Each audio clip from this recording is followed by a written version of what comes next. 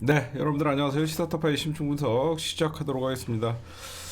네, 윤석열이가 내일 대국민 사과라는 말을 안 쓰더라고요. 얘네들이 끝까지 이거 어떻게 보면 대국민 사과조로 뭐 긴급하게 담화를 발표한다. 이거는 그만큼 급한 거거든요. 그래서 내일 아침에 뭐 하겠다 이렇게 발표를 했는데 내용은 뭐 의대 증원에 관해서 대국민 뭐 보고 이런 식으로 나올 건데 분명히 뭐 국민들에게 뭐 사과를 할 거예요. 근데 차마 사과라는 말들은 검찰 출신이 못 쓰니까 대국민 담화라고 이렇게 하는데 결국은 총선 위기론이 확산되니까 그렇잖아요. 누가 봐도 총선 위기론이 확산되고 윤석열 정권 심판론이 올라가니까 지금 대파 참사는 이번에 제가 그랬잖아요. 이번 총선에 대파 사건은 굉장히 중요한 사건이 될 것이다라고 했는데 제가 왜 그렇게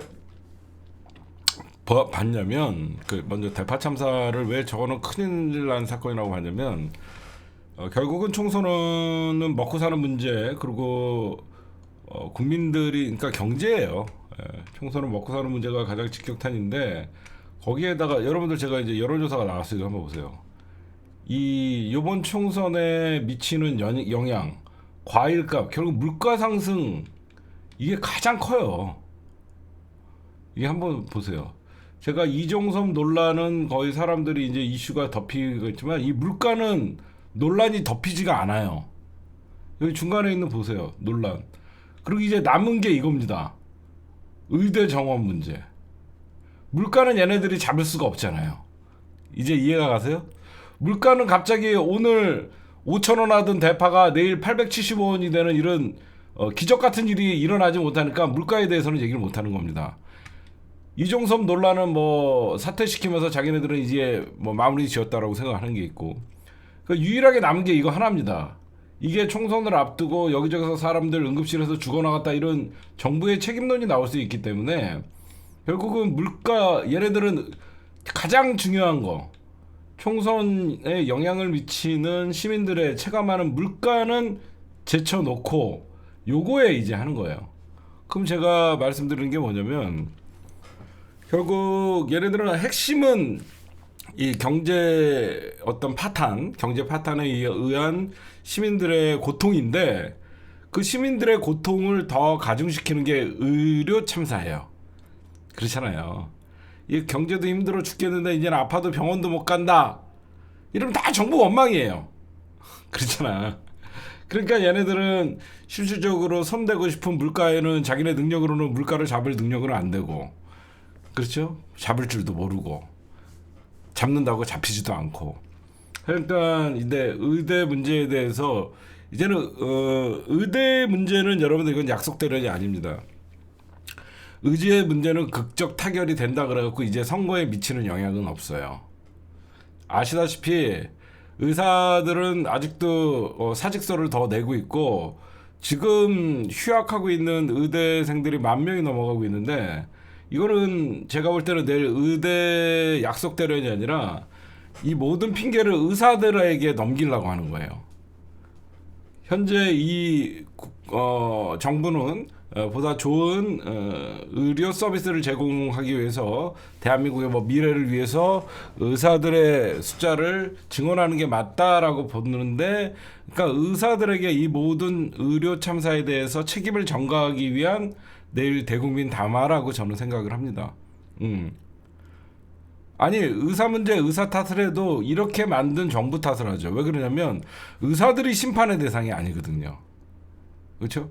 사람들이 생각할 때는 만약에 의사들이 이번에 어떤 총선에 의사당을 만들어서 나오면 의사들이 심판받을 대상이 되지만 이런 의사들과 정부의 마찰이 있을 때 그 중간적인 역할을 못하고 의사들이 욕은 먹을 수 있겠죠. 의사들 지네만 알고 이렇게 파업을 해서 내가 지금 병원도 못 간다 이렇게 하면 의사들은 원망은 할 수 있지만 왜 하필 선거를 앞두고 이렇게 했냐라고 하면서 정부는 같이 욕 먹는 거거든요. 그래서 내일은 아마 제가 볼 때는 이런 윤석열의 대국민 담화는 분명하게 제가 말씀드릴게요. 의사 문제 핑계를 대면서 결국 다른 것들을 사과하는 자리가 될 것이다. 대국민 사과라고 하면 할 수는 없으니까 자존심 상하니까 결국 의대 증원 문제에 대해서 대국민 담화라고 얘기하고 이것저것 앞으로 잘하겠다 그리고 사과하려고 하는데 늦었어요. 예, 선거는 뭐 4일을 놔두고 5일 놔두고 반성 전략으로 돌입한다 그래갖고 이게 바뀔 게 아니에요. 내일 윤석열이 대국민 담화 발표하고 나서 이제 이번 주에 그 사전 선거를 앞두고 이런 쇼를 하는 건데 사람들이 윤석열이 드디어 사과했다 이제 국힘당에게 힘을 주자 이게 되냐 이게 아닙니다. 이게 아니에요. 이 총선은 제가 얘기했잖아요. 이 선거라는 거는 판세가 굉장히 중요한 건데 최근에 윤석열의 행보를 보면 그 어디에서도 민심을 이해하는 그런 장면은 없거든요. 그래서 반성 전략을 하려고 그랬으면 언제부터 했어야 되냐면 공천할 때부터 했어야 돼요. 공천은 전부 윤핵관, 용핵관, 검핵관 꽂아놓고 이제 와서 민심 따르도록 하겠다 이건 전혀 안 됩니다. 결국은 이정섭 논란 그리고 의정 갈등 그러니까 지금 이런 총선 위기론이 확산되면서 이렇게 윤석열도 이렇게 얘기가 나오는 건데 지금 아마 국힘당서 일어나고 있는 반윤 쿠데타라는 거 이건 뭐냐면요. 오늘 여러분들이 언론을 통해서 조혜진이 윤석열 씨에게 사과를 요구하고 이런 것들이 그냥 나오는 걸까요? 제가 왜 얘네들 다 늦었다고 얘기하냐면요. 총선이 지금 여러분들 정확히 얘기하면 9일 남았어요. 그렇죠? 총선이 9일 남았는데 윤석열이는 내일 대국민 담화를 한다라고 하고 조혜진이는 공개 사과를 하고 이 공개 사과의 내용을 보면 내각 총사퇴예요. 내각 총사퇴하라라고 얘기들 하고 있습니다. 응? 이게 먹힐라 그러면 어떻게 되냐면요. 윤석열은 내각 총사퇴를 한다 그래서 이게 책임 있는 자세가 아니라 범죄 의혹들, 수많은 범죄 의혹들을 거부권으로 행사하면서 사실 국민과 대치를 했죠. 김건희 특검법 같은 경우에는 거의 70% 달하게 통과시켜야 된다라고 하면서 여론이 높았음에도 불구하고 여태까지 뭉개 갖고 왔거든요. 공천을 받고 나니까 이렇게 입이 터진 겁니다. 제가 그랬잖아요. 국힘당은 선거 막바지까지 시끄러울 것이다. 왜 그러냐? 공천권을 쥐고 있었던 윤석열과 한동훈 앞에서는 찍소리도 못할 수밖에 없었는데 막상 윤석열과 한동훈이가 공천을 하고 나서 이제 그 지역을 갔더니 윤석열 심판론이 올라가니까 선거를 치를 수가 없는 거예요. 여기저기 자기네들의 경남 조혜진 지역구 같은 경우는 김해 을에서 지금 거의 10%를 쥐고 있으니까 누구 탓을 하겠어요? 정부 탓을 할 수밖에 없는 거예요. 지금 여기저기서 이제 총선 딱 끝나고 나면 끝나는 거예요. 그러면 왜 국힘당 예전에 총선 패배했다고 무슨 대통령이 레임덕이에요 이렇게 얘기할 수 있는 분들도 분명히 있겠지만 여러분들에게 머리에 쏙 들어오게 얘기를 해줄게요. 윤석열은 왜 이번 총선이 끝나면 한동훈과 함께 사라질 수밖에 없냐면 여태까지 국힘당은 뭐 우리랑 저희는 민주당 지지자들 입장에서는 항상 적으로 싸웠지만 그들은 그래도 정치 세력이었어요. 그렇죠? 정치 세력이었어요. 뭐 이명박의 정치 세력, 박근혜의 정치 세력. 그래서 걔네들은 선거가 끝나도 본인들을 지켜줄 정치 세력들이 있었어요. 여러분들 자세히 보시면요. 지금 선거가 딱 끝나면 윤석열 정부를 구성하고 있는 사람들이 친박 친이의 핵심적인 사람들이 전혀 없죠. 일부 친이계 사람들, 뭐 아주 그러니까 예전의 친이계 뭐 몇 명 정도 있겠죠.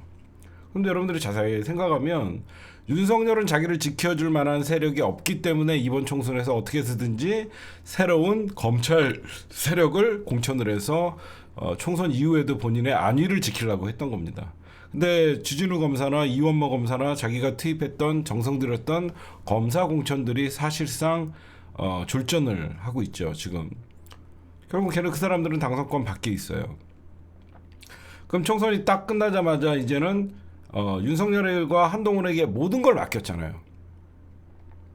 여러분들 지금 보면 한동훈이가 지금 여기저기서 전국 지원 유세를 다니고 있어요. 그렇죠? 한동훈이가 전국 지원 유세를 다니는데 오늘 대표적인 장면이 나왔었어요. 한동훈이가 오늘 분당을 가서 김은혜 후보자 지원 유세를 하는데 어떤 얘기를 했는지 아세요? 여러분들 제가 만만해 보이십니까? 향가는 제가 쫓겨날 거라고 하는데 저 그렇게 만만하지 않습니다. 이런 얘기를 해요. 분당 가서. 그러니까 김은혜가 옆에 있다가 서 있다가 인상을 팍 써요.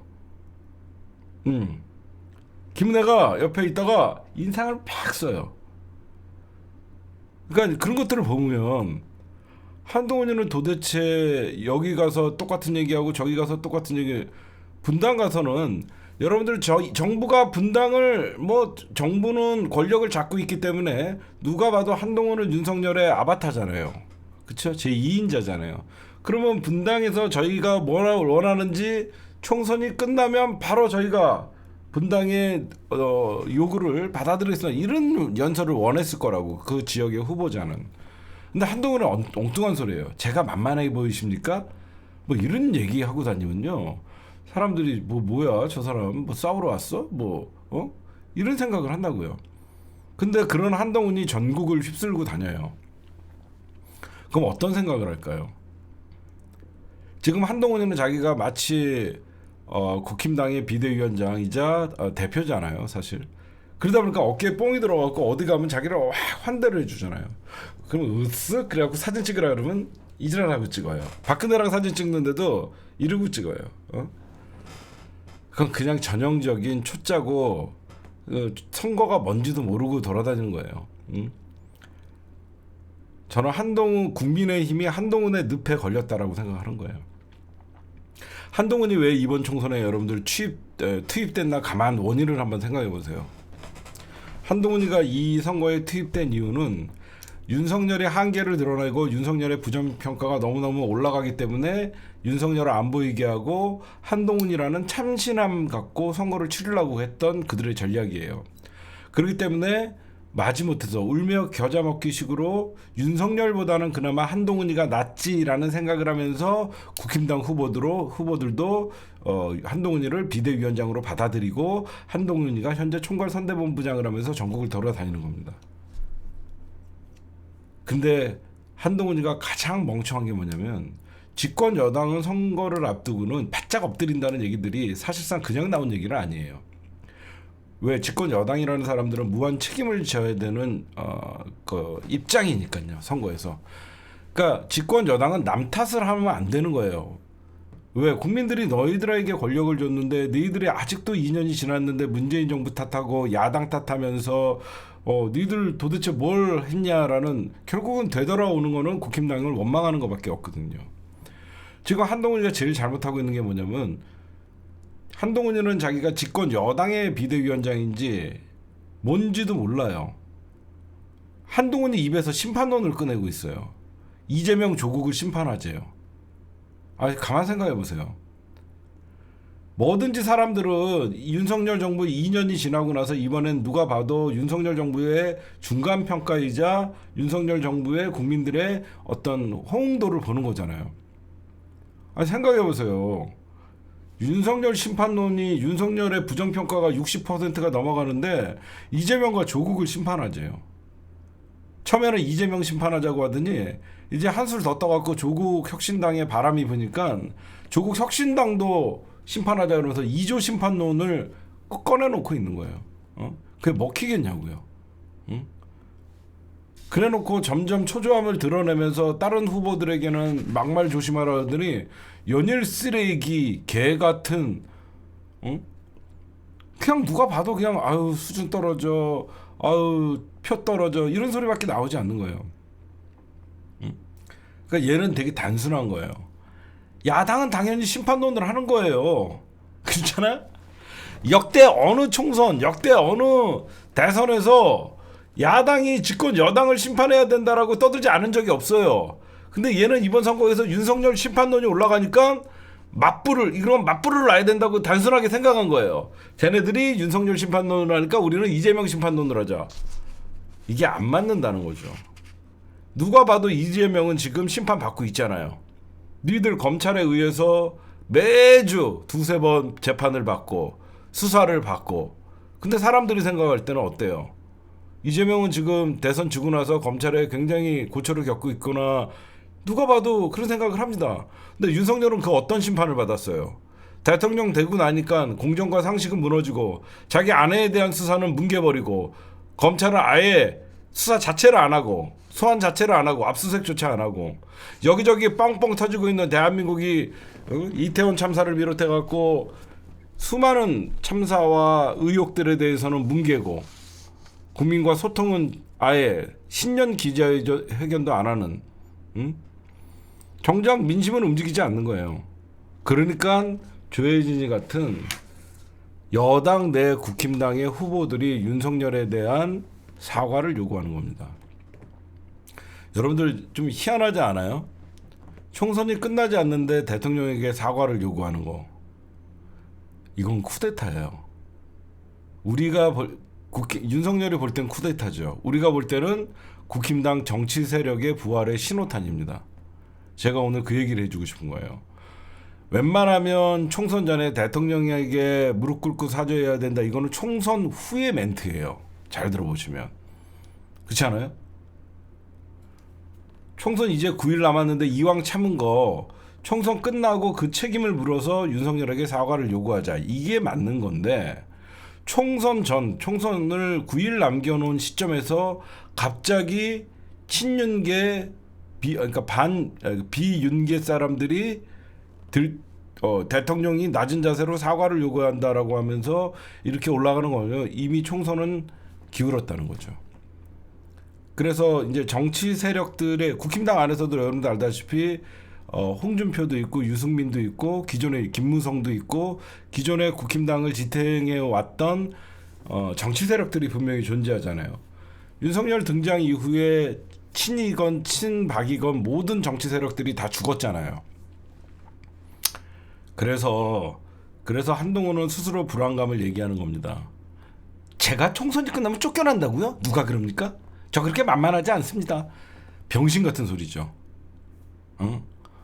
총선 대패하면 무슨 수로 당에 앉아 있을 건데요.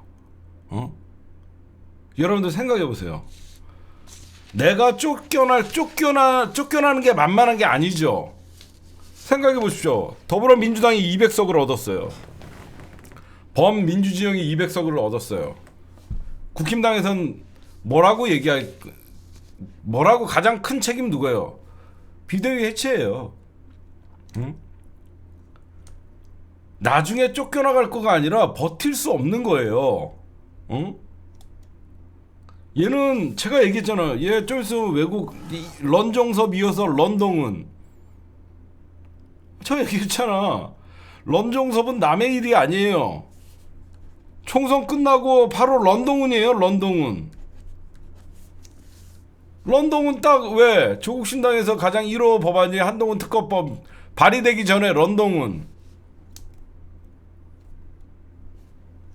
진짜 아무것도 모르는 거지. 오늘 이런 얘기를 할 때 야 얘는 진짜 정치 경제 사회 문화 아무것도 모르는 그냥 검사일 뿐이구나. 발언 한번 들어보세요.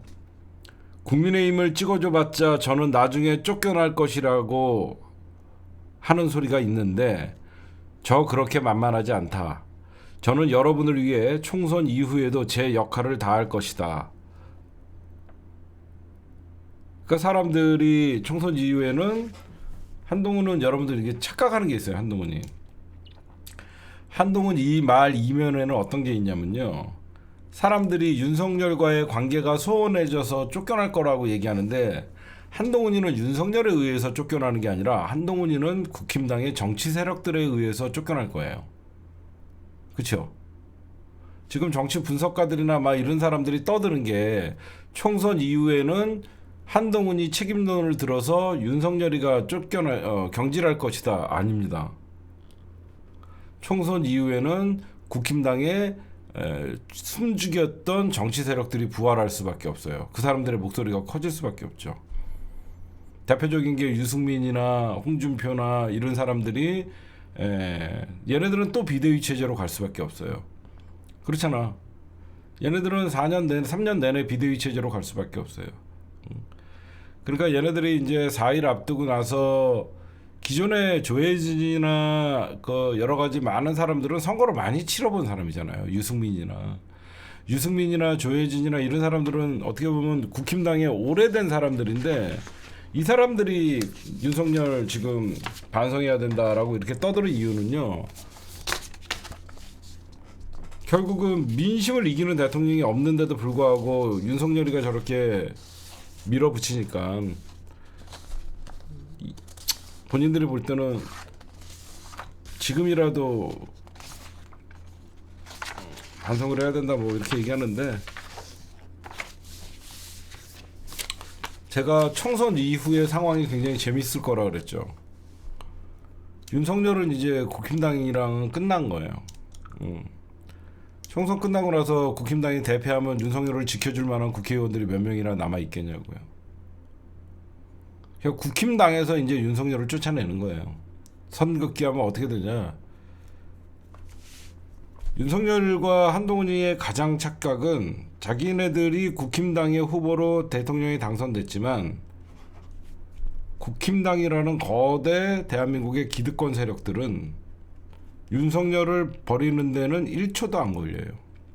여기에 조선일보가 앞장설 테고 재벌이 뒤에서 받쳐줄 테고 검사들이 윤석열을 선긋게 합니다. 이게 무슨 말이냐면 윤석열은 자기가 검사 출신이라서 검사들은 자기 편이라고 생각하겠죠. 지금의 임명한 사람들이야. 검사들 입장에서 윤석열과 한동훈은 이제 수사 대상인 거예요. 그렇죠? 대한민국 진짜 정치 검사들 입장에서는 윤석열과 한동훈은 이제 정치인일 뿐이죠. 수사 대상인 거예요. 유승민이가 왜 여기저기서 다니면서 여러분들 아까 질문 잘하셨어요. 유승민이는 왜 여기저기서 선거 지원 유세를 하냐? 지금요. 유승민이한테 한동훈보다 유승민이한테 지원 유세에 와달라는 사람들이 줄을 섰습니다. 예, 아시겠어요? 이게 바로 한동훈과 윤석열은 이제 거의 아바타급이 되다 보니까 유승민 하면 윤석열과 맞선 사람이 되겠죠. 지금 유승민이가 자기 측근이고 자기가 몇 명만 그런 분들만 지금 개인적으로 지원 유세로 다녔는데 여기저기서 한동훈 왔다 가면 지지율 폭망하고 윤석열이가 자기 지역에서 민생토론회 한번 열었다 그러면 지지율이 막 폭망을 하니까 여기저기서 유승민 지원 유세 좀 와달라라고 얘기합니다. 계속 줄 서고 있대요. 생각을 해보십시오. 민생토론회를 거의 1000조를 풀면서 20번 이상 했는데 대통령 지지율이 7% 빠졌어요. 그건 뭘로 해석을 해야 돼요? 응?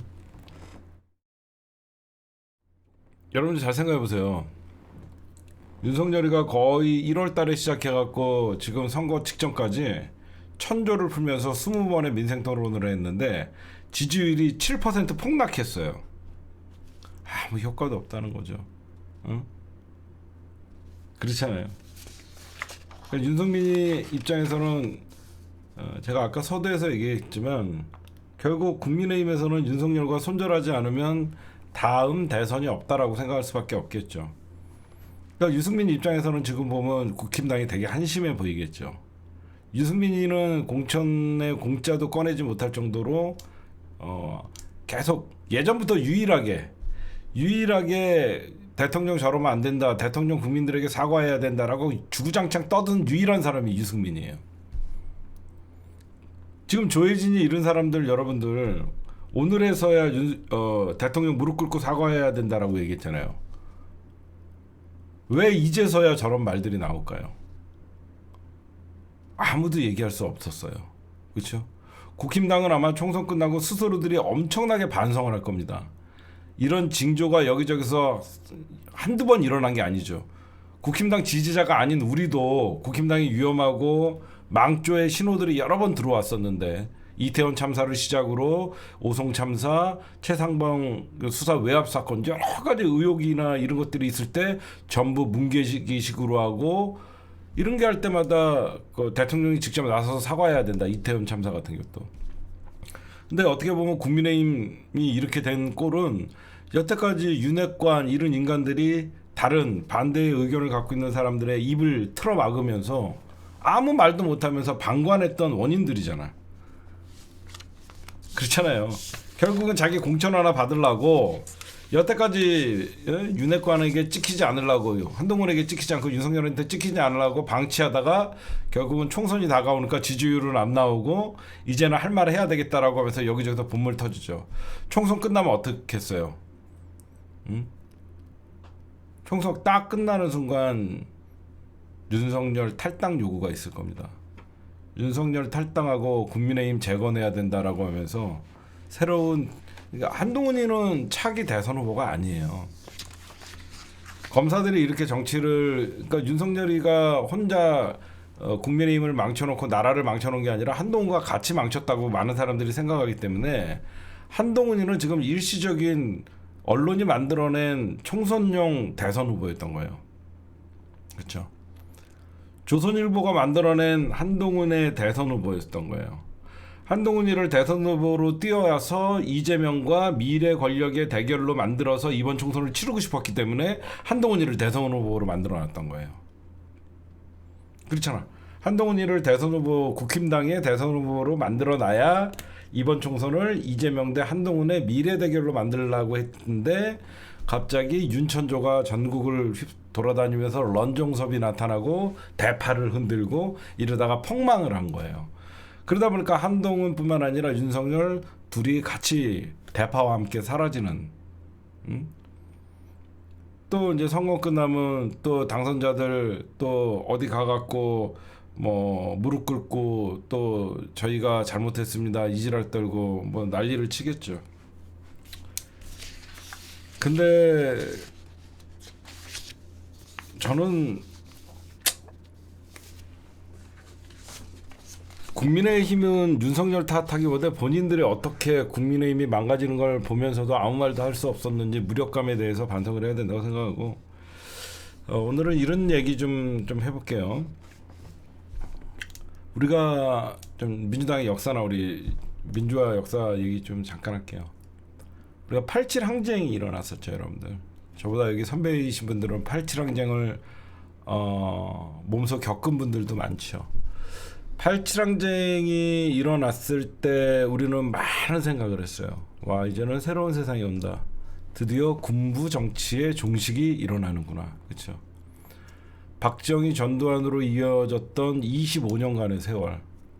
박정희가 18년 동안 집권을 했고 전두환이가 7년 동안 집권을 하면서 거의 25년간 우리가 군부 독재의 군합 아래 대한민국의 민주주의는 후퇴하고 국민들은 탄압을 받았죠. 우리가 87 민주화 운동이 딱 벌어졌을 때 이제 대통령 직선제가 되면서 이제 국민들의 직접적인 대통령을 뽑는 참정 직접 민주주의 시대가 오면서 많은 사람들은 이제 됐다라는 생각을 했죠.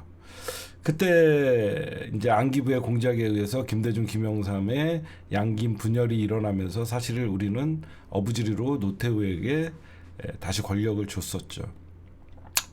그러니까 검찰의 전성시대라고 얘기하면 검찰은 군부 독재 25년간 최고의 전성시대를 누렸죠. 여러분들 알다시피 이승만 시대에는 경찰의 시대였습니다. 경무국이라고 했던 경찰이 일제치하에서 경찰 업무를 했던 인간들이 해방 이후에 경찰이 권력을 잡고 검찰을 때려잡는 일들이 있었어요. 반민특위 습격 사건도 사실상 경찰이 검찰을 덮치는 사건이었습니다. 결국 이제 군부 독재 5.16 쿠데타에 의해서 박정희가 정권을 잡고 이제 검찰의 시대가 됐던 거예요. 그럼 왜 검찰의 시대가 됐었냐? 바로 간첩 조작에 바로 공안부의 출세의 길이 열린 거죠. 그 당시만 해도 여러분들 알다시피 국가보안법을 적용을 해서 용공분자, 간첩, 그래서 대학생 비밀 조직단 뭐 이렇게 하면서 군사 독재 25년 동안 검찰의 전성시대가 바로 공안 검사들이었어요. 그렇죠? 군사 독재 안에서는 공안이 가장 그러니까 그 빨갱이 몰이 그게 가장 중요했기 때문에 공안 검사의 시대가 됐었죠.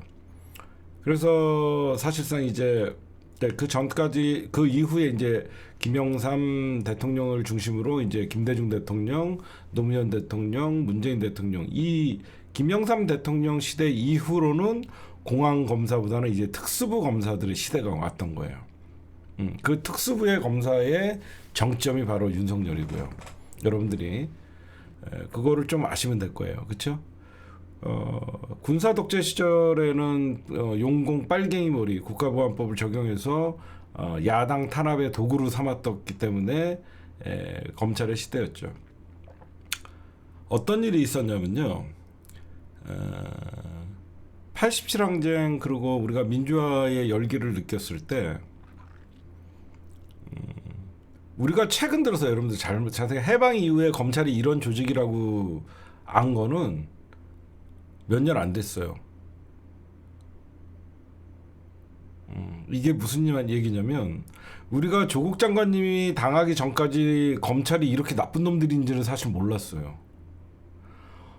거의 70년간을 검찰에게 속고 살았어요.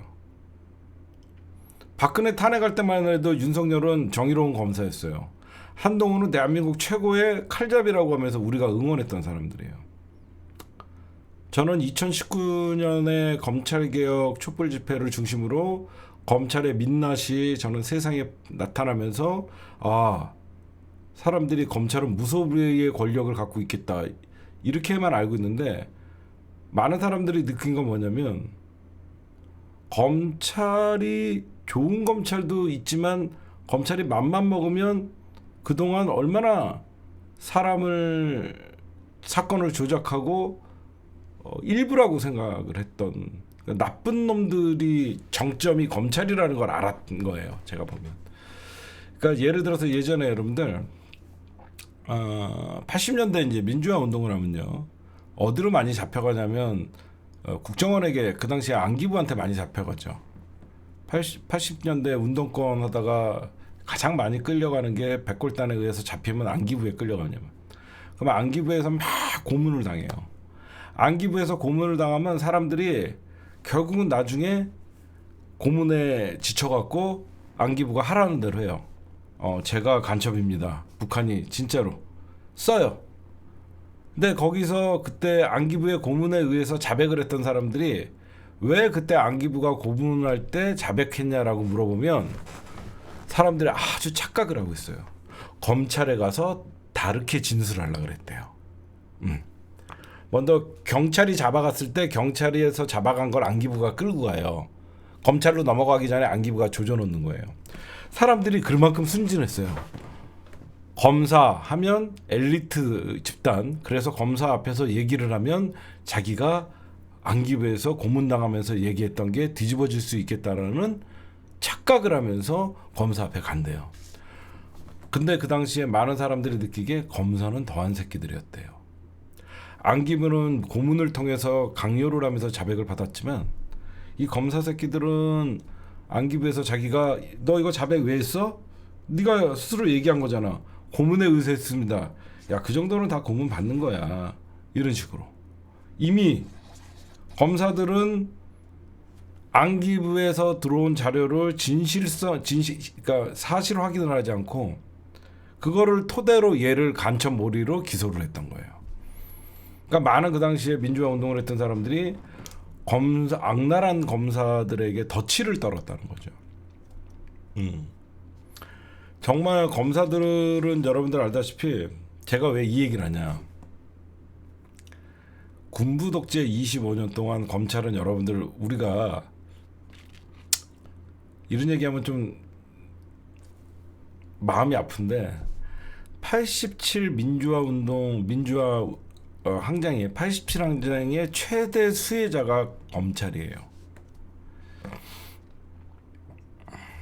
이렇게 얘기하면 여러분들이 무슨 얘기인지 와닿지 않죠. 87 민주화 항쟁의 최대 수혜자가 검찰입니다. 그 이유는 우리가 87 민주화 항쟁 하기 전에 박정희, 전두환이라는 독재 권력 앞에서 검찰은 그냥 정치 검찰, 권력의 신여, 권력의 개 정도였어요. 그렇죠? 생각해봐요. 민주화가 되기 전에는 검찰은 군부 독재 앞에서는 검사들도 끌려가서 그냥 소리 소문 없이 죽어버리거든요.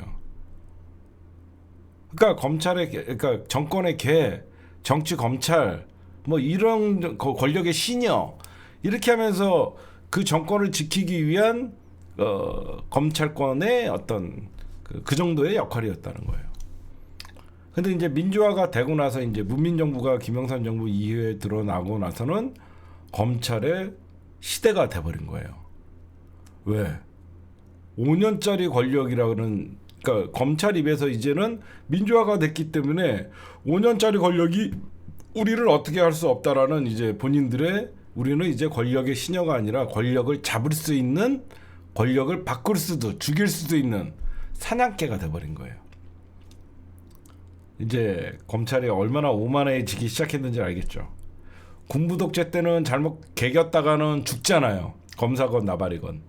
민주화가 된 다음에 검사들은 5년짜리 권력은 우리가 잡는 사냥개가 돼버린 거죠.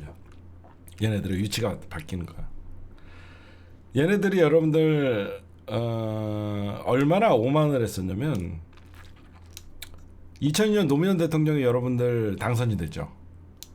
2002년 노무현 대통령이 딱 당선이 되신 다음에 뭐 여러분들은 많은 기억이 있을 거예요. 검사들과의 대화일 때도 검찰이 얼마나 노무현 대통령을 깔보는지 그런 검사들과의 대화에서도 여러분들이 느낀 게 있었고, 어떤 역사적인 사건이 있냐면요. 여러분들은 이건 꼭 노무현 대통령은 기억할 때 꼭 여러분들이 잊지 말아주세요. 노무현 대통령이 2004년도에 과거사 청산 작업의 일환으로 여러분들 알다시피 과거사위원회를 설치를 합니다. 기억나시죠? 과거사 조사위원회인가? 그걸 만들었을 때 그 과거사가 뭐냐면 국가 권력, 국가 폭력에 의해서 피해를 입었던 사람들의 진상 규명을 하는 거였어요. 그때 그 대상이 누구였냐? 국정원, 그 다음에 국방부의 기무사뿐만 아니라 군사건, 의문사가 너무 많았잖아요. 국정원의 어떤 용공 조작 사건 엄청 많았잖아요. 국정원, 국방부, 검찰, 경찰이라는 4대 권력기관의 진상조사를 했어요. 과거에 뭐 민청학년 사건, 인혁당 사건, 뭐 여러 가지 뭐 제주 4.3 항쟁이 있을 때 경찰의 무자비한 진압, 막 별의별 우리 과거의 사건을 다 했어요. 여러분들 그때 기억나시죠? 그래갖고 국정원은 과거에 뭐 인혁당 사건이나 이런 어떤 사건이 조작됐다라고 하면서 역사적으로 다시 그 재판이 열려서 늦게나마 어떤 역사의 심판장에서는, 공소시효가 끝난 사건이지만 역사의 심판장에서는 고인들을 무죄로 바꿔놓고, 그 다음에 국방부 사건에서는 군에서 있었던 의문사 사건들 여러 가지를 바로잡기 위해서 그런 조직들이 활동을 했고요. 유일하게 이 과거사위원회 설치를 안 했던 게 누구냐면 검찰이에요. 검찰은 거부를 합니다. 대단하죠. 국정원, 국방부, 경찰도 전부 대통령의 지시에 의해서 과거사위원회를 설치를 했는데 검찰은 설치하지 않습니다. 왜 그러냐? 검찰은 자기네들이 누가 봐도 노무현 대통령은 민주주의자예요. 우리가 설치 안 한다 그래갖고 우리를 법적으로 기소를 하거나 때려잡지 못한다는 거를 누구보다도 잘 아는 놈들이었어요. 왜? 과거사 진상조사위원회를 설치하는 하는 순간 검찰은 지난날에 조작된 사건들에 대해서 반성을 해야 되고 본인들이 사과를 해야 되잖아요. 왜 윤석열이 사과하지 않는지 알겠죠. 검사는 대통령들의 지시도 거부한 채 과거사라는 게 뭐예요? 우리가 잘못한 거 지금이라도 좀 반성하고 나가자라는 그런 개념이잖아요. 대통령의 지시도 검찰은 대통령의 이런 특별 지시를 듣지 않아요. 왜? 이거를 하는 순간 자기네들의 지난날의 과오가 드러나면 검찰은 조직적으로 사과해야 되니까. 유일하게 검찰총장 중에서 사과한 사람은 딱 한 명 있습니다. 문무일 검찰총장이에요. 문무일 검찰총장이 지난 검찰의 어떤 과도한 행위들을 정치적으로 하는 것들은 제 기억으로는 문무일 검찰총장이 유일하게 사과를 했던 적은 있습니다. 정말 여러분들이 보시면 이제 좀 우리 시청자만큼은 좀 아셔야 되는 게 결국은 군부 독재 때 출세의 길은 공안 검사들의 시대였습니다. 황교안이 대표적인 공안 검사죠. 여러분들이 아시는. 이제 공안이라는 건 여러분들 용공 뭐 나라 그러니까 국정원과 검찰이 공조로 간첩을 만들기도 하고 없던 간첩 조직을 있다라고도 얘기하고 거기에 조중동이 나팔수가 돼서 어디에 무장 뭐 공비 뭐 간첩 침투 엄청난 사건을 만들고 그래서 검찰의 전성시대 군부독재 25년간은 공안검사의 시대였죠.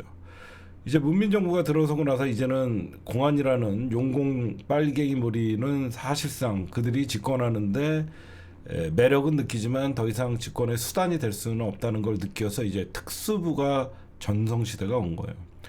특수부의 전성시대가 바로 노무현 대통령 때부터 이제 일어나기 시작하죠. IMF를 겪으면서 이제 여기저기서 이제 어떤 기업들의 부실 그리고 뭐 국가의 어떤 잘못된 지원 이런 것들을 하면서 이제 노무현 대통령 시대가 되면서 이제 특수부들이 사실 노무현 대통령이 공안 검사를 키울 필요는 없잖아요.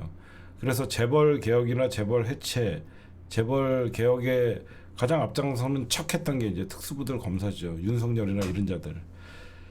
그래서 이제 그 정점이 이제 이명박 때 이제 특수부 검사들의 활약이 대단하죠. 이제 노무현 대통령 말기에 본격적인 특수부들의 활동에 의해서 이명박에게 면죄부를 주면서 다스는 BBK는 이명박의 소유가 아니다라고 이런 정치 검찰들이 노골적으로 이명박을 사면해 줌으로써 이명박은 대통령 후보가 되고 대통령이 당선이 되는 것이죠. BBK 사건. 그러면서 이제 이명박 정부에서 가장 이제 날라다니기 시작했던 게 윤석열 사단이었던 거예요. 그렇죠? 왜 이명박 입장에서는 얼마나 감사합니까? 저 특수부 검사들 아니었으면 나는 대통령이 될 수도 없었고. 그러니까 이명박이는 특수부 검사들에게 잘할 수밖에 없었죠. 생명의 은인이잖아. 감옥 갈 뻔한 사람을 대통령을 만드는 게 그 특수부의 검사들이었고 그 특수부의 검사들은 자기는 이명박에게 받을 게 있다라고 생각하니까 이명박 시대 때 이제 특수부가 전성시대를 맞이한 거예요. 그래서 이제 이 특수부의 전성시대를 누리다가 박근혜 정권이 왔는데 특수부의 전성시대는 계속 갈 줄 알았는데 이 십상시라는 박근혜는 정상적인 지도자가 아니었죠. 알다시피 아무것도 모르는 사람이죠. 그 주변에서 이제 환관 정치가 시작되니까 특수부들이 짜증이 나기 시작한 거예요. 그래서 계속 이제 박근혜 정부의 몰락을 여러분들이 좀 보시면 박근혜 정부 처음에 이제 검사들과 좀 마찰이 생겨요. 그렇죠? 그게 바로 최동욱 검찰총장 찍어내기 사건이에요. 검찰 입장에서는 최동욱 검찰총장을 박근혜가 국정원을 통해서 특히 그 당시에 우병우 라인이 최동욱 검찰총장을 찍어내는 걸 보면서 검찰은 이것들 봐라 이렇게 된 거죠. 이것들 봐라 5년짜리가 우리 검찰총장을 찍어내? 라고 하면서 이제 정권 초기에 최동욱을 찍어내면서 검사들에게 찍힌 거예요. 박근혜는. 그래서 나중에 이제 최순실 국정농단 사건이 터졌을 때 특수부가 친 거예요. 이제 기억나시죠? 얼마든지 조선일보와 검찰이 막아줄 수 있었는데 최순실 국정농단이 딱 터지자마자 그때 가장 먼저 앞장서서 박근혜를 치기 시작한 게 특수부 검사들이거든요. 그런 특수부 검사들이 결국은 박근혜를 치고 조기 탄핵시키고, 그리고 이제 문재인 정부 시대가 열렸죠. 그러니까 여러분 생각해 보세요. 검사들이 왜 이런 짓을 했을까요? 어? 왜 이런 짓을 했을까요? 이명박이도 자기네들이 만들었다고 생각하는 거예요. 제가 아까 뭐라 그랬죠?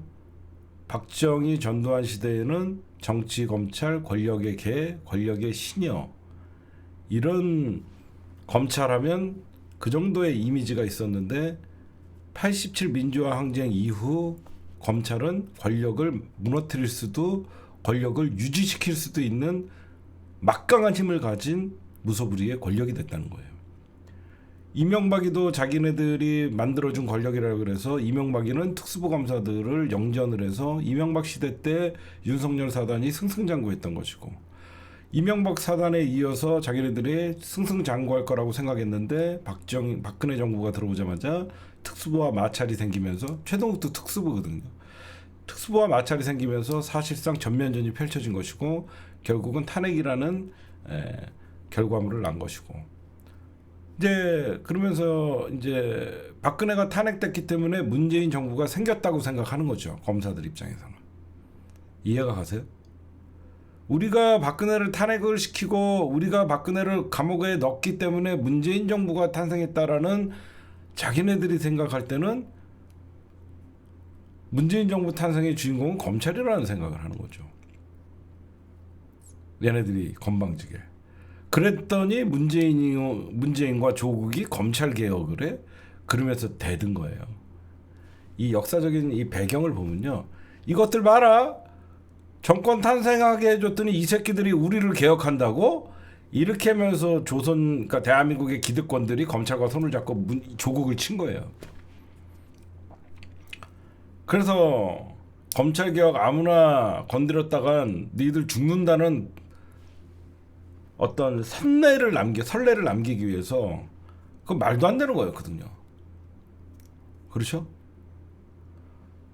그러면서 살아있는 권력이 누구인지 보여주겠다가 바로 조국 장관과 검찰 사태의 가장 큰 이면에 나타나지 않았던 겁니다.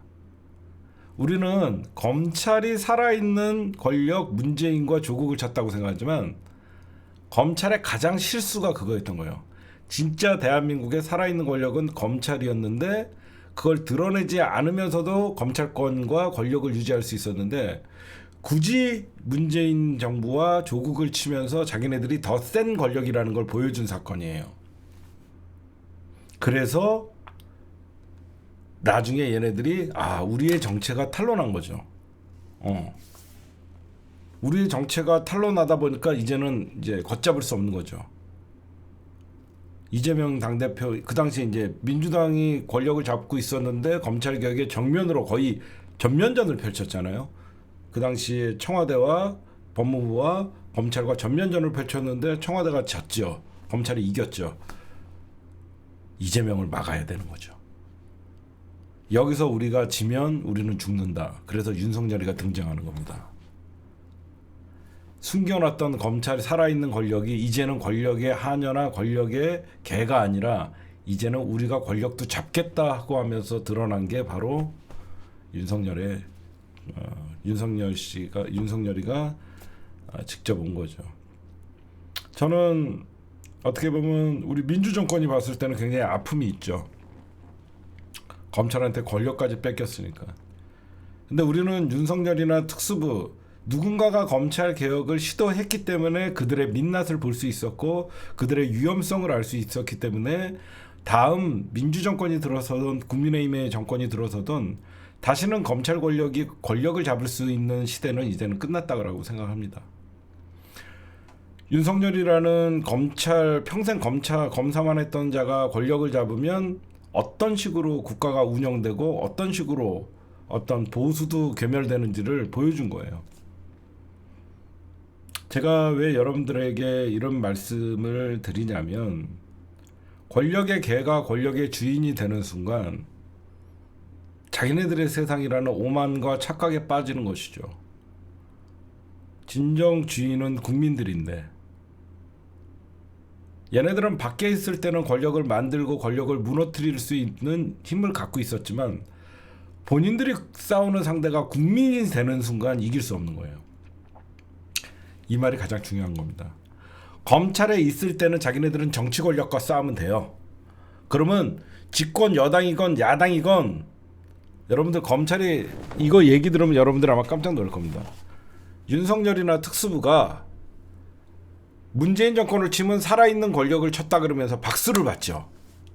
정의로운 검사가 되는 거예요. 문재인 정권에서 윤석열의 특수부가 국힘당을 치면 정의 실현이 되는 겁니다. 이제 아시겠어요?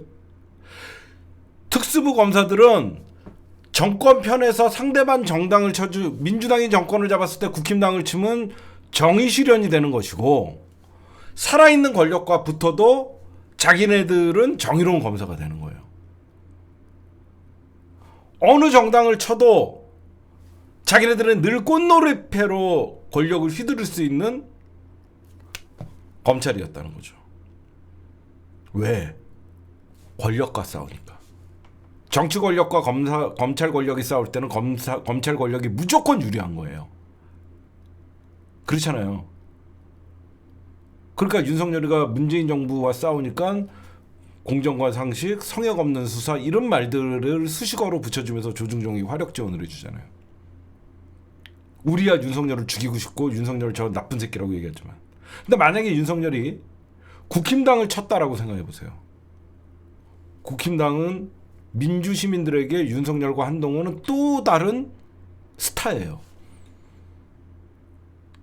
이거 되게 섬뜩한 얘기예요, 여러분들. 우리가 조국과 문재인 대통령을 윤석열 특수부가 쳐갖고 지금 우리가 저놈들을 욕하지만 만약에 저놈들이 국힘당을 아작냈다라고 생각해보세요. 자네들은 윤석열이나 한동훈이는 민주당의 대선 후보가 됐습니다. 여러분들이 응원 안 했을 것 같아요? 윤석열 검찰총장 되는 과정을 보면 박근혜 구속수사하고 탄핵했다 그래갖고 우리가 응원했던 사람들이에요. 걔네들은 거기까지만 했었어야 되는 거예요. 그치? 여러분들은 다 속을 수밖에 없는 거예요. 만약에 윤석열과 한동훈이가 나경원이를 잡아들이고 이명박 세력들을 잡아들이면서 검찰이 문재인 정권에서 쳤다고 생각해봐요. 얘네들은 1순위예요. 1순위. 민주당 지지자들 입장에서. 근데 왜 쟤네들이 거기서 멈췄어야 되는 거예요? 전체 검찰을 생각했을 때는 윤석열과 한동훈이는 제일 나쁜 놈이에요. 제가 왜 이 얘기를 하냐? 제가 방송 윤석열 정부 1년차 때 이런 얘기를 합니다. 결국 윤석열은 검사들에 의해서 작살날 것이다. 왜? 검사들이 선을 넘지 않아야 돼요. 문재인 정부 조국 장관과 싸울 때까지는 검찰이 최대한 화력을 집중해서 싸우는 거지 그걸 벗어나서 대선에 출마하는 순간 검찰 내부에서는 윤석열과 한동훈은 정치인이 되는 거예요. 왜? 윤석열 한동훈이가 저딴 식으로 권력의 개, 권력의 시녀라는 소리를 듣지만 실질적으로 자기네들이 모든 권력을 잡고 있으니까 그런 말 따위에는 신경 안 썼거든요. 근데 실질적으로 검찰이 개나 시녀가 아닌 검찰이 권력의 주인이 돼버리니까 자기네들인 경계의 대상, 개혁의 대상, 타켓이 돼버린 거거든요. 그렇잖아요. 그래서 결국은 윤석열도 지가 과거에 정치 권력과 싸웠듯이 지금 윤석열도 다음 대선 이번 총선이 끝나고 결국은 윤석열도 권력이 5년짜리밖에 안 된다는 생각을 하면 검찰에 끌려가서 죽을 수밖에 없는 거예요. 걔들은.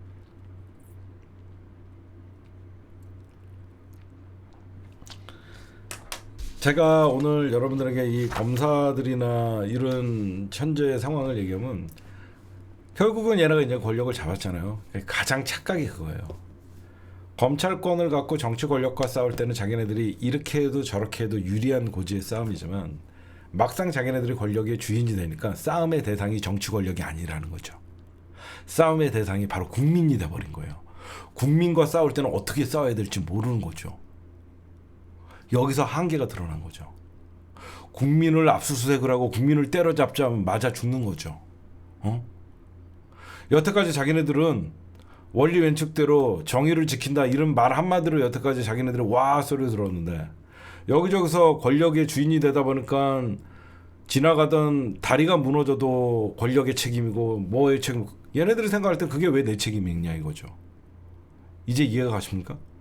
정치인이 권력을 잡았을 때는 갑자기 내일 비가 와도 내 책임인가? 뭐 노무현 대통령의 얘기입니다. 내일 갑자기 시민들이 가다 돌부리에 걸려도 노무현 탓이다라고 하면 할 말이 없는 것이고 계속 비가 가뭄이 들어도 대통령 책임 같고 이런 정치인의 마인드는 무한 책임인 거예요. 그런데 검사들의 마인드는 어떤지 아세요? 이태원 참사가 발생을 합니다. 대통령이 무한 책임을 져야 된다는 생각이 아니라 누가 그거 그렇게 했어. 압수수색해. 책임자 처벌해. 오송 지하차도 참사가 일어났어요. 그거 왜 그렇게 부실하게 관리했어. 책임자 처벌해. 검사의 마인드와 정치인의 마인드는 다른 거예요. 거기에서 참사가 발생했지만 물론 부실한 책임은 직접적인 원인은 다른 사람이 갖고 있지만 내가 국정의 운영자고 내가 무한 책임을 져야 되는 대통령이기 때문에 국민 앞에 고개 숙이고 내가 더 잘하겠습니다 그러고 참사를 수습해야 되는 거예요. 대통령은 그게 바로 대통령이거든요. 근데 검사들은 내가 안 했는데 왜 책임져? 저거 어떤 새끼가 저떤 식으로 했지? 그거 조사해서 조져. 그렇게 되니까 국민들의 시선에서 자꾸 벗어나는 거예요. 괴리감이 드는 거예요. 뭐해? 대통령이 안 하고? 어? 고 최상병 사망 수사 사건에서 여러분들 가장 단편적으로 드러나는 게 뭐예요? 그거는 굉장히 단순한 사건이었어요. 부대에 허술한 수혜 지원이 결국은 아까운 국군 장병 한 명이 사망, 해병대 장병 한 명이 사망 사건이에요. 안전장치도 없고. 그렇죠? 그러면 책임자가 누군지, 누가 그 훈련에 나갔는지 철저히 조사하라. 국민들에게 있는 그대로 발표해라. 이게 정치인들이나 권력자가 할 일인데 왜 이거를 덮고 그랬냐? 이 검사들이 조작했던 습관이 있는 거예요. 이런 얘기 어디서 안 하죠. 검사들이 왜 자꾸 사건이 터지면 중간에서 왜 자꾸 그러냐? 이 새끼들은 무슨 여태까지 사건을 조작하고 문제가 발생하면 딴 사건으로 물타기하고 이런 습성이 있어서 야 이거 뭐 야야 그거 보내면 큰일 나. 그래서 대통령실에서 지시가 나가는 거예요. 대통령이 지시해놓고 야 해병대 그런 적 없다 그래. 그냥 그렇게 하면 세상이 자기네들은 돌아갔거든요. 근데 대통령이라는 자리는 그런 자리가 아니거든요. 검찰은 은폐하고 숨기기 좋은 조직이죠. 왜? 수사도 자기네들이 하고 기소도 자기네들이 하고 공소유지도 자기네들이 하니까 그 재판장에서 일어나는 일 외에는 자기네들이 비밀 보장을 할 수 있단 말이에요. 근데 대통령이라는 조직은 그런 게 아니잖아요. 그렇죠? 얘네들은 조작이 늘 일상화되고 덮는 사건 그냥 덮어버려. 이게 너무너무 일상화되어 있기 때문에 그걸 굳이 뭐하러 그 국민들한테 알려갖고 욕을 먹냐 이런 마인드인 거예요. 그러니까 진상규명이나 그러니까 욕을 먹을 건 먹고 사과할 건 사과해야지. 이게 정치인들의 마인드인데 이 검사들이 권력을 잡으니까 야 우리가 무슨 책임이야? 우리가 왜 책임을 져? 우리가 왜 사과를 해야 되는데? 이런 마인드죠. 그러니까 총선을 앞두고 엉뚱하게 대파가 합리적인 가격이라고 생각하고 런종섭을 갑자기 9박 10일 호주 여행에서 불러들여갖고 이제라도 이제 와서 하고 이게 뭐냐? 검사 권력의 스스로 한계를 얘기해 주는 거예요. 야 이게 총선을 생각해 보십시오. 한동훈이가 이 큰 선거를 뛰어봤습니까? 뭘 했습니까? 한동훈이 내려다 놓고 동훈아 네가 다니면 왜? 이게 검사 우월주의예요. 오만함이죠. 그러니까 제가 국민의힘이 한동훈의 덫에 빠졌다는 겁니다. 한동훈이가 뭘 할 줄 안다고 전국 선거 돌아다니면서 여러분 저를 믿으십시오. 제가 만만해 보입니까? 어디 초등학교 유치원에서 맞짱 대결도 아니고 집권 여당의 대표가 여러분들 제가 만만해 보입니까? 제가 도망갑니까? 이런 소리 하고 다녀요. 그렇잖아요. 그래서 제가 국힘당에서 일어나는 이 반윤 쿠데타, 이게 쿠데타도 아니죠. 국민의힘의 정상화의 노력은 총선 이후에 일어날 것이고, 한동훈은 알고 있다. 본인이 쫓겨날 것은. 이게 너무 웃겨요. 옛날에 여러분 기억나시죠? 대선 토론에서 안철수, 문재인 1번님 제가 안철수의 아바타입니까? 아니라고 해주십시오. 그랬다가 안철수의 아바타가, 이명박의 아바타가 됐죠. 아니라고 얘기해달라고 했다가 결국은 안철수는 MB의 아바타다가 영원히 꽂혔잖아요. 문재인 대통령이 얼마나 질문이 웃겼으면 그 당시에 예, 저는 아니라고 생각합니다. 예. 이렇게 그냥 인정을 해줬거든요. 징징대니까. 한동훈 보세요. 제가 나중에 쫓겨날 거라고 여기저기서 얘기하는데, 이 얘기를 하는 순간 사람들은 이제 한동훈 쫓겨날 거라는 거밖에 생각 안 드는 거예요. 이게 그래서 제가 그렇게 만만하지는 않습니다. 이게 만만하다는 겁니다. 이게 제가 오늘 이 발언이, 제가 나중에 쫓겨날 거라고요? 나 그렇게 만만하지 않다. 진짜 여러분들 힘을 가진 사람들이나 진짜 어떤 만만하지 않은 사람들은요, 지 입으로 자기 만만하지 않다라고, 나 싸움 잘하거든요. 저 만만하지 않아요. 저 싸움 잘합니다. 이거거든요. 진짜 싸움 잘하는 사람들은 그런 얘기 안 하거든요. 저는 그냥 그래, 이 어떻게 보면 윤석열 정부에서는 굉장히 큰 선거잖아요. 근데 여따가 대통령은 구수 평생 고시원에서 구수하다가 검사 생활만 한 용산 대통령 앉혀놓고, 그랑 같이 평생 검사 생활만 했던 한동훈이 저렇게 지원 유세라고 다니면서 똥 뿌리고 다니는 걸 보면서 끝났구나. 너희들은 이번에 검찰 권력 갖고도 안 된다는 건 바로 국민을 상대로 하는 권력 싸움은 안 되는 거거든요. 여러분들 오늘 조금 제가 좀 말은 좀 길었는데 좀 이해 가세요? 검찰 권력이 정치 권력과 싸울 때는 빚을 볼 수 있어요. 누굴 치든 간에. 근데 검찰이 권력의 주인이 되는 순간 그 싸움의 상대는 국민이란 말이에요. 국민과 검찰이 싸우면 국민을 때려잡지 못하잖아요. 그래서 지금 이런 상황에 몰리는 거예요. 자기네들이 바뀔 생각하고, 그러니까 윤석열과 한동훈의 가장 큰 문제는 자기네들은 무오류의 사람들이에요. 자기네들은 오류가 없는 사람들이에요. 평생을 그렇게 살았으니까. 국민을 바꾸려고 했던 거예요. 국민을 바꾸려고 했던 시도가 여기저기 있어요. 그게 바로 대표적인 게 동료 시민 여러분들. 국민 여러분들이 아니라 동료라는 국민을 갈라치게 하는 단어를 썼다는 거예요. 적어도 대통령과 집권 여당은요, 대통령을 욕하는 사람도 국민인 것이고, 국민의힘을 반대하는 사람들도 같이 가야 될 국민인 거예요. 근데 대통령이라의 아바타라는 한동훈이 가는 게 동료 시민이라는 거래요. 그럼 우리는 한동훈의 동료가 아니면 우리는 한동훈과는 영원히 같이 가는 사람이 아니라는 거죠. 그거는 집권 여당이 할 말이 아니죠. 그렇죠? 그러니까 이번 총선이 끝나면 어마어마한 일들이 일어날 거예요. 국힘당은 아예 수습이 안 될 상황이 되고, 민주 진영에서는 이제 말려 죽여야 돼요. 저는 솔직하게 여러분들 이런 말씀을 드릴게요. 저는 민주정행이 200석일, 만약에 여러분들 우리 재밌는 상상 한번 해봅시다. 제 의견이 어떤지. 민주진영에서 만약에 205석을 얻었다고 칩시다. 205석을. 총선이 끝나자마자 윤석열 탄핵하자는 사람들은 뿌락칩니다.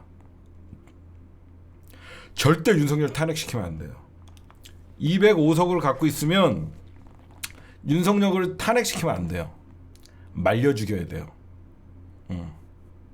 말려 죽여서 스스로가 무너지게끔 해서 조중동도 버리게, 피말리 모든 입법부의 힘으로 아예 식물 정부를 만들어 놓으면 이제 저쪽에서 포기했을 때 결국은 자연스럽게 물러나게끔 해야지. 왜? 민낯을 드러내게 해야 돼요. 다시는 검사들이 권력을 잡으면 어떤 나라가 되는지를 철저하게 국민들에게 보여줘야 돼요. 205석 잡았다 그래갖고 여기저기서 윤석열 탄핵하자라고 하는 순간 그냥 빠꾸 맞는 거예요. 무슨 말씀인지 아시겠죠?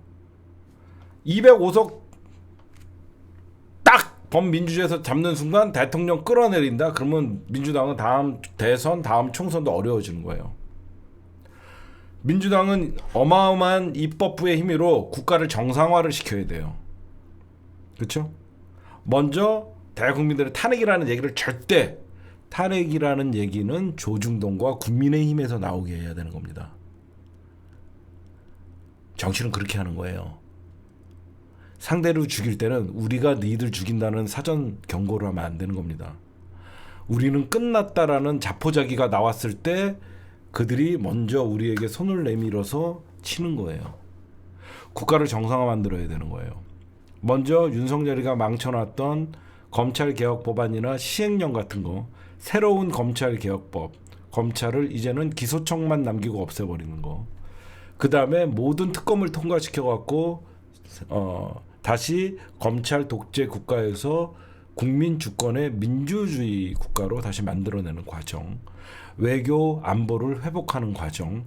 민주당이 205석 줬더니 탄핵 대통령 끌어내리는데 집중하는 모습을 보이면 그 다음 대선에서 민주당은 집니다. 205석을 가졌을 때 대통령은 식물인간이 됐지만 민주당이 외교를 복원하고 다시 경제를 복원하고 중국과의 와 러시아와 여러 가지 민주당이 집권 여당이라는 그런 느낌을 받게끔 정치로 국민들에게 다가가서 인정을 받아야 되는 거예요. 그렇죠. 205석 졌더니 또 왜 그러냐면 사람들이 탄핵이라는 거에 대해서는 굉장히 혼란스러워해요. 윤석열 다 탄핵시키고 싶죠. 근데 우리는 박근혜 탄핵에 트라우마가 있는 거예요. 박근혜 탄핵을 잘했다고 생각하는 사람도 있지만 그 탄핵 과정에서 권력의 공백 상태가 있거든요. 그렇죠? 박근혜가 탄핵되고 그 탄핵 현재 심판 엄청난 국가적 에너지 낭비고 그런 것들을 사람들이 생각을 한단 말이에요. 그렇죠? 그래서 가장 잔인하게 우리가 할 수 있는 복수는 윤석열이 아무것도 할 수 없고 김건희가 감옥 가고 입법부의 권력 갖고 다시 민주주의를 회복하면서 정의를 회복하고 가장 중점적으로 외교 안보 회복과 경제를 살리는데 민주당이 입법부의 힘으로 밀어붙여야 되는 거예요. 그러면 윤석열도 아무것도 할 수 없으니까 이제는 거부권마저 행사할 수 없다라고 하면 윤석열은 알아서 이제는 이재명을 찾아올 수밖에 없는 것이고 그러니까 조중동이 먼저 버리게 냅둬야지. 조중동과 대한민국 수구 세력들이 윤석열에게 희망을 거는데 민주당이 탄핵을 붙이면 진영 대 진영의 큰 싸움이 벌어지는 거예요. 그냥 총선 대승하고 민주당은 민생과 특검과 망가진 대한민국을 바로 잡으면요. 알아서 조중동과 대한민국 기득권은 윤석열은 안 된다라고 먼저 손절하게 만들어야 돼요. 절대 여러분들 205석 와 윤석열 탄핵이다 이렇게 하는 순간 우린 또 대선의 위기가 오는 거예요. 말려 죽일 때 가장 피가 말린다는 말이 있죠. 아무것도 할 수 없어요. 좀 있으면 김건희 특검법이 다시 올라와요. 허니야 이제는 내가 너를 지켜줄 수 없을 것 같아. 오빠 나 끝까지 지켜준다며 이 빼새끼야. 아니 내가 이제는 뭐 할 수 있는 게 아무것도 없어. 너도 그냥 외국으로 좀 가든가. 이렇게 되는 거야. 응? 이제는 오빠가 너를 지켜줄 수 없어. 예? 하여튼 제가 그냥 재밌게 제가 왜 이런 얘기를 하냐면요. 단순히 우리가 윤석열이 권력을 잡고 한동훈이 나댄다 그래서 우리가 검찰 권력의 위험성을 알라는 게 아니라 대한민국 헌정사에 있어서 검찰이 어떻게 권력의 시녀에서 권력의 주인으로 올라오는 과정과 그러면 검찰 권력이 왜 국민과 소통이 불가능하고 왜 오만해질 수밖에 없었고 현재의 윤석열과 한동훈이가 왜 이런 어떤 선거 9일 전에 내일 대국민 사과쇼를 하고 약속 대련이라는 누구나 알 수 있는 짓거리를 하고, 심지어 조중동에서도 이번에 총선 끝나면 윤석열은 스스로 물러나야 된다는 이런 시그널이 나오냐. 그리고 왜 검찰개혁 과정에서 검찰이 그런 유리한 고지를, 그리고 윤석열이라는 대통령 탄생의 배경에는 검찰은 살아있는 권력을 쳐도 되고 정적을 제거할 때 쳐도, 아까 그 말이 핵심입니다. 검찰은 너무나 많은 막강한 권력을 갖고 있었기 때문에 문재인 정부에서 국힘당을 쳤을 경우에는 민주당 지지자들한테 엄청난 정의로운 검사의 소리를 들었을 거예요. 그래서 검사들은 가장 자기네들이 개혁이나 그런 것들을 다가올 때 권력을 치는 거예요. 이게 가장 핵심입니다. 누군가가 검찰 개혁을 얘기를 합니다. 국민들 사회적 분위기가, 여러분들 보세요. 만약에 우리가 총선이 딱 끝났습니다. 전체적으로 이제 국민들이 검찰은 개혁해야 된다라고 하면 검찰은 뭘 할 것 같아요? 그래요, 우리가 잘못했습니다. 이제 우리 개혁해 주세요. 안 해요. 검찰은 스스로 애들에게 개혁적이나 어디에서 칼날이 들어오면 정치 권력을 쳐요.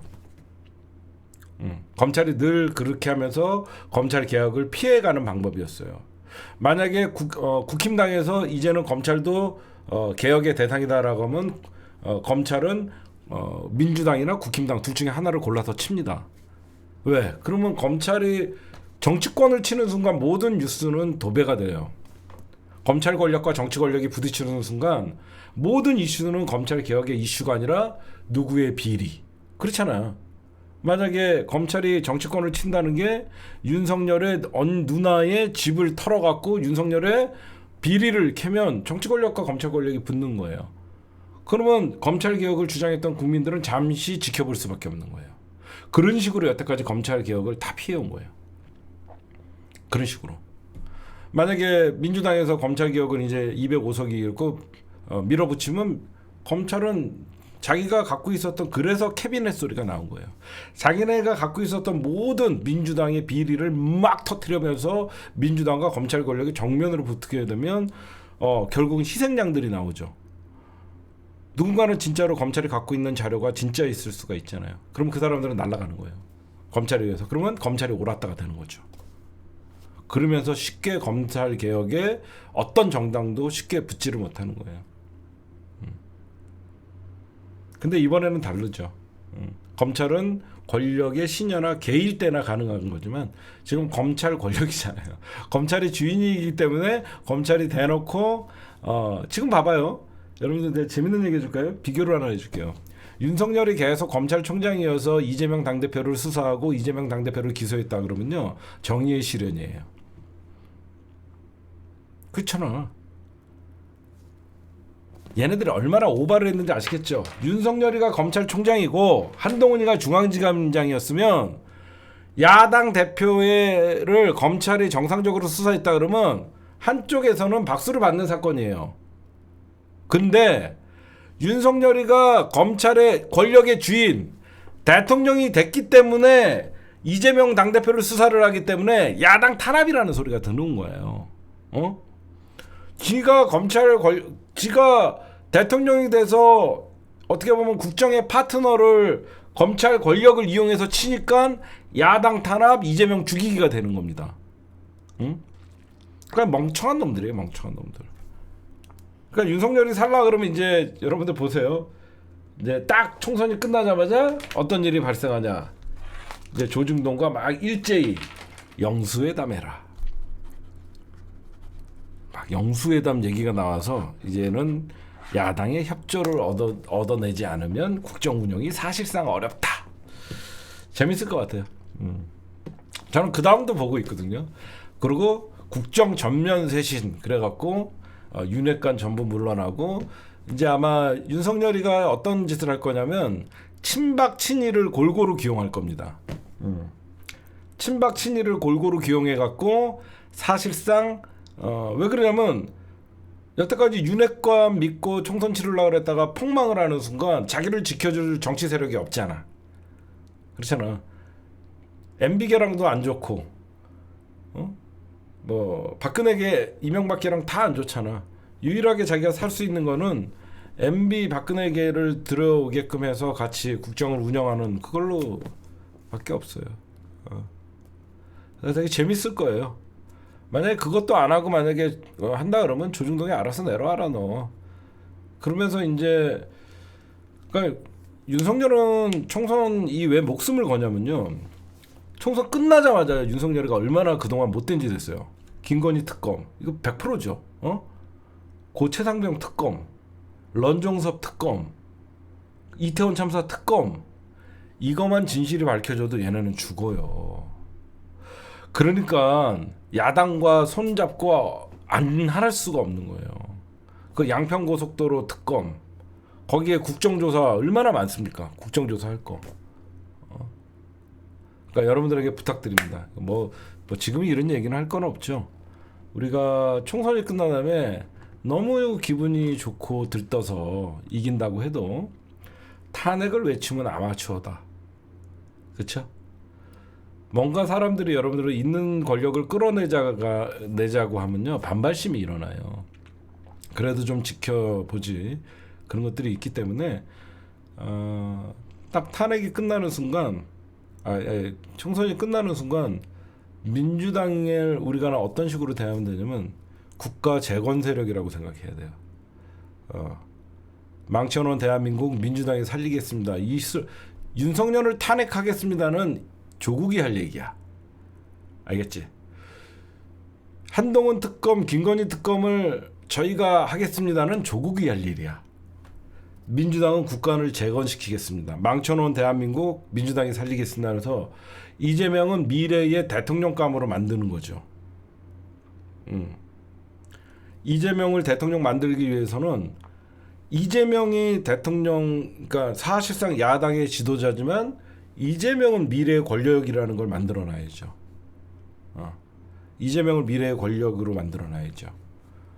탄핵이나 이런 것들은 조국 신당이나 이런 쇄빙선들이 하는 것이고. 그리고 오늘 조국 혁신당에서 조국 장관님이 김영삼 생가를 방문했죠. 그걸 갖고 또 욕하는 사람들이 있는데 그건 정치 하수들이에요. 조국 장관이 김영삼 생가를 간 거는요. PK의 보수표를 흡수하기 위해 간 거예요. 연락고도의 전략이죠. 그렇죠? PK의 김영삼의 야성을 살려서 여태까지 김영삼 하면 야성이 사라지고 국힘당의 어떤 지지 세력으로 편승이 됐잖아요. 보수표 갈라치기 한 거예요. 보수표 갈라치기 한 거예요. 박수 쳐줘야죠.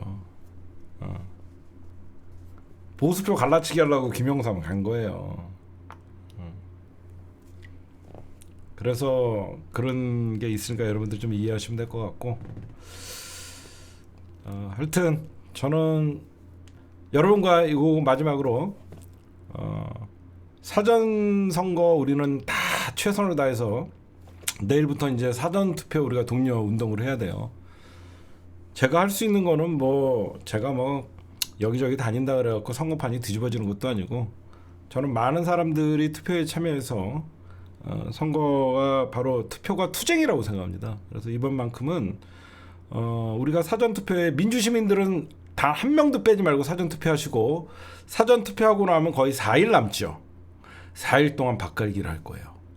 알겠죠? 내일은 누구 만나는 명단을 만들어 놓는 거예요.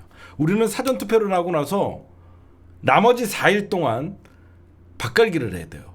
사전 투표 내일부터 뭐라 했냐나 사전 투표 때 5일날 6일날 투표장에 투표 안 할 것 같은 사람들의 명단을 10명씩 만들어서 투표장에 끌고 가는 운동을 해야 되는 거예요.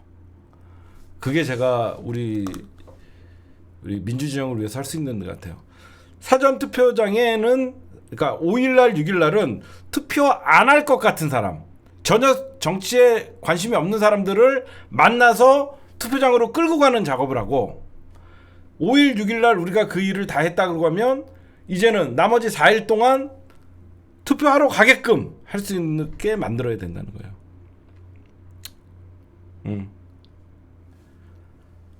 근데 이 사전 투표에 끌고 가는 게 제일 효과가 있어요.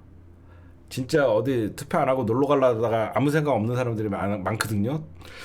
투표에 무관심하는 사람. 왜 그러면 올해 60대 이상 유권자가 제일 많대요. 50대 이상.